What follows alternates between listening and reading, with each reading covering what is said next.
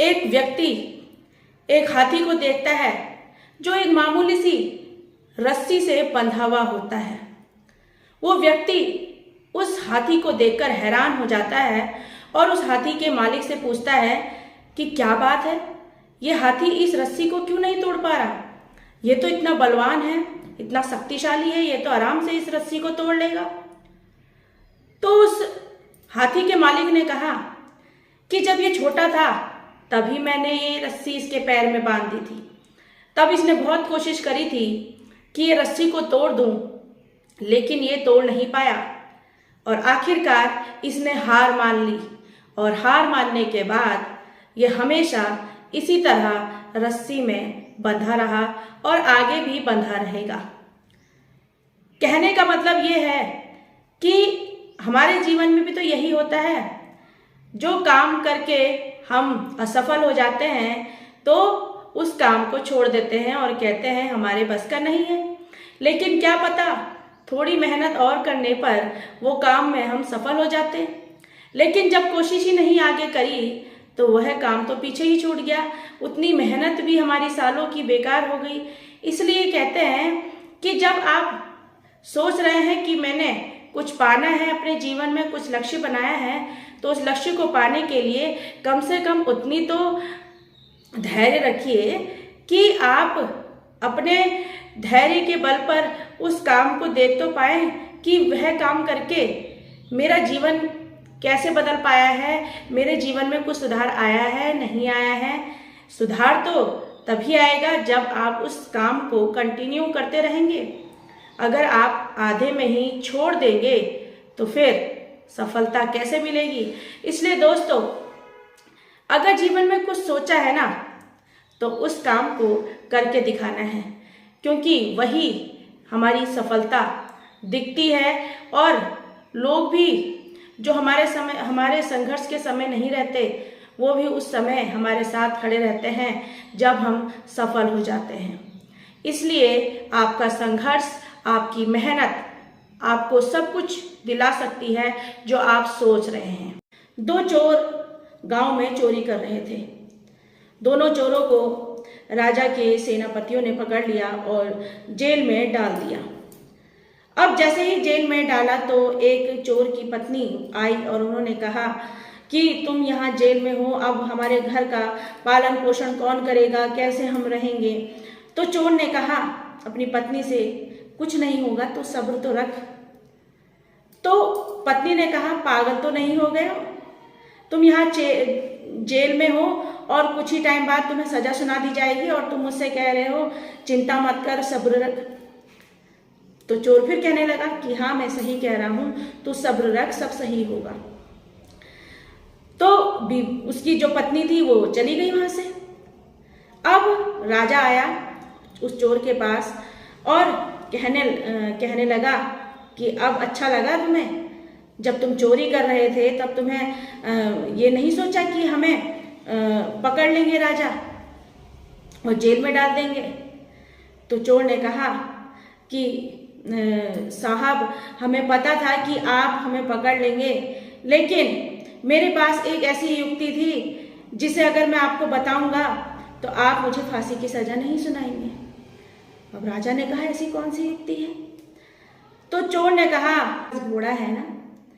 तो राजा ने कहा है कि मैं उस घोड़े को उड़ने वाला घोड़ा बना सकता हूँ, क्योंकि मैं बहुत टाइम से इस चीज़ पर काम कर रहा हूँ और मैं 6 महीने के अंदर आपके घोड़े को पंख लगा दूंगा और वो उड़ने लग जाएगा। तो राजा ने कहा ऐसा हो सकता है? बिल्कुल हो सकता है, मैं इस काम पर 6 महीने से मेहनत कर रहा हूँ, एक बार सोचकर देखिए। राजा ने कहा ये तो बहुत अच्छा होगा, अगर मेरा घोड़ा उड़ने लग जाएगा ये तो बहुत अच्छी बात होगी। तो राजा ने कहा ठीक है, 6 महीने का तुम्हें समय देता हूँ और 6 महीने के बाद अगर मेरा घोड़ा नहीं उड़ा तो तुम्हें फांसी की सजा सुना दी जाएगी। चोर ने कहा ठीक है। तो चोर को 6 महीने के लिए छोड़ दिया और जो दूसरा चोर था उसे तो उसी टाइम फांसी की सजा दे दी गई। अब वो जो चोर था वो घर आया और अपनी पत्नी को सारी बातें बताई। तो पत्नी ने कहा पागल तो नहीं हो गए हो, तुम कहाँ से उड़ने वाला घोड़ा बना दोगे? तो उसने कहा तू सब्र तो रख, सब ठीक हो जाएगा। अब 6 महीने आने तक वो राजा का जो घोड़ा था वो बहुत बूढ़ा हो चुका था, वो मर गया। कुछ समय के बाद जो राजा था वो भी अपने घोड़े के गम पर मर गया, और जो राजा ने उस चोर को मृत्युदंड दिया हुआ था वो भी मृत्युदंड खारिज हो गया। तो ये होता है, एक बार की बात है, एक गांव था जहां पर बहुत ज़्यादा आपदा आ गई थी, जिसकी वजह से लोगों के लिए खाने पीने के लाले पड़ गए थे। लोग मेहनत मजदूरी करके जैसे तैसे अपना पेट पाल रहे थे, और वहीं पर एक बूढ़ी माँ थी और एक लड़का था।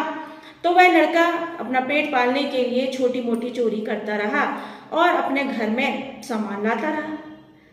बदले में माँ ने उससे कुछ भी नहीं पूछा कि तू ये पैसा कहाँ से लाया, ये सामान कहाँ से लाया, और उसको शाबाशी देती रही। धीरे धीरे उसका जो चोरी करने का उत्साह था वो और बढ़ता चला गया। वो अब छोटी चोरी करने की बजाय अब बड़ी चोरियां करने लगा। बड़ी चोरियां करने के बाद जो पैसा लाता, माँ खुश हो जाती देखकर, फिर वह और बड़ी चोरियां करने लगा। तो ऐसे ही करते करते वह पकड़ा गया और उसे फांसी की सजा सुना दी गई। जब फांसी की सजा सुना दी गई और वह जेल में था, तो माँ उससे मिलने गई और माँ ने कहा कि उसके सर पे हाथ रख के कि बेटा तू निराश मत हो, तुझे कुछ नहीं होगा। जैसे ही उसने हाथ आगे बढ़ाया माँ ने, तो माँ का हाथ जो है उस लड़के ने काट दिया। तो माँ ने कहा कि तूने मेरा हाथ क्यों काटा? तो बेटे ने कहा कि माँ, अगर यही हाथ तुमने मेरी गलत आदत की वजह से मुझे मारा होता बचपन में, तो आज मेरे को ये फांसी की सजा नहीं सुनाई दी होती और मैं आज फांसी में नहीं चढ़ रहा होता। तो दोस्तों, जीवन में जब बच्चे हैं वो गलत काम करते हैं, अगर हम उन्हें डांट दें, उन्हें समझा दें या उन्हें थोड़ा बहुत अगर मार भी दें, तो वो हम उस बच्चे की भलाई के लिए कर रहे हैं। कोई माँ को खुशी नहीं होती है कि अपने बच्चे को जब वह मार रही है, बस वो इसलिए मारती है कि हमारा बच्चा सही राह पर चले। आप देखते हैं ना, खेत में हम कोई फसल उगाते हैं तो बीच में घास उग जाता है। वो घास जो है उस बीज को उगने के लिए ग्रोथ नहीं दे पाता है, तो माली क्या करता है, उस घास को बीच में से निकालने लग जाता है। तो उसकी वजह से क्या होती है, जो उस बीज की ग्रोथ होती है वो पेड़ बन जाता है और एक अच्छा फसल वो देता है, अच्छा फल देता है। वो किस वजह से देता है? क्योंकि माली ने उसकी शुरू से ही देखभाल करी। जो घास उसके बीच में हो रहा था वो घास निकाला, खाद पानी उसे समय से दिया, हर चीज का उसका ध्यान रखा, तभी तो वो एक पेड़ बना। तो यही जो बात है वो इंसान के ऊपर, बच्चों के ऊपर भी लागू होती है। जो बच्चे होते हैं वो छोटे होते हैं, उन्हें पता नहीं होता है हम क्या कर रहे हैं क्या नहीं कर रहे हैं, और गलती करते हैं, और उन्हें अगर माता पिता डांट भी देते हैं तो बच्चे